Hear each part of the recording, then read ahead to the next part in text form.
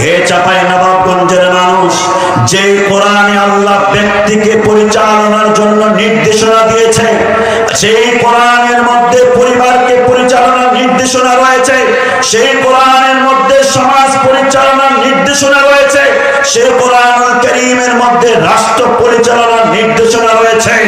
অতএব এই কোরআন যদি সমাজে রাষ্ট্রে পরিচালিত হয়, কোরআনের আইন যদি বাস্তবায়িত হয়, ওই যে আমরা দেখেছি দেশ থেকে যারা পালাতে বাধ্য হয়েছিল, এখনো যারা চাঁদাবাজ দুর্নীতিবাজ রয়েছে, তারাও পালাতে বাধ্য হবে। কথা বলেন ঠিক কিনা?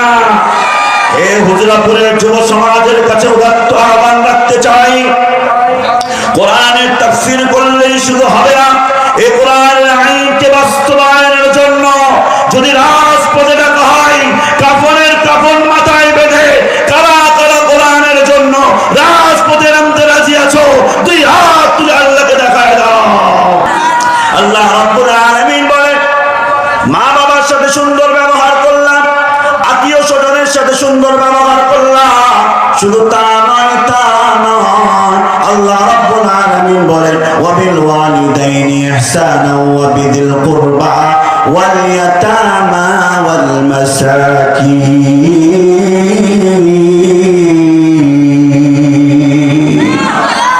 আল্লাহ রাব্বুল আলামিন বলেন, মা বাবার সাথে সুন্দর ব্যবহার করলা, আত্মীয় স্বজনের সাথে সুন্দর ব্যবহার করলা, এরপরে ইয়াতীম মিসকিনদের সাথেও যদি সুন্দর ব্যবহার করতে পারো, মনে রাখবা তুমি খাঁটি মুমিন। কেন? আল্লাহ রাসূল সাল্লাল্লাহু আলাইহি ওয়াসাল্লাম নিজে ইয়াতীম ছিলেন, আপনার আমার পয়গম্বর ইয়াতীম পয়গম্বর ছিলেন, ইয়াতীম নবী ছিলেন।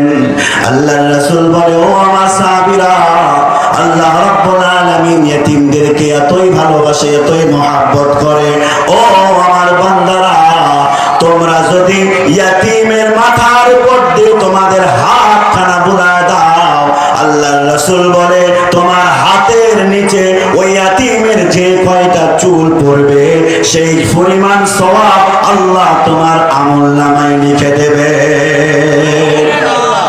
আপনাদের সুবহানাল্লাহ ঘুরিয়ে দিলাম, আপনাদের মনোযোগ কি এদিকে আছে? হাদিসটা শুনে মনে আপনারা খুশি হননি? খুশি হয়েছেন? আচ্ছা, আমি এলাকার এই জন্য কি উত্তর দিতে আপনাদের সমস্যা হচ্ছে নাকি? হ্যাঁ, আওয়াজ দিয়ে বলেন, সমস্যা হলে বলেন, চলে যাবো, সমস্যা নেই। আপনারা মনে হয় হাদিসটা শুনে খুশি হন নাই।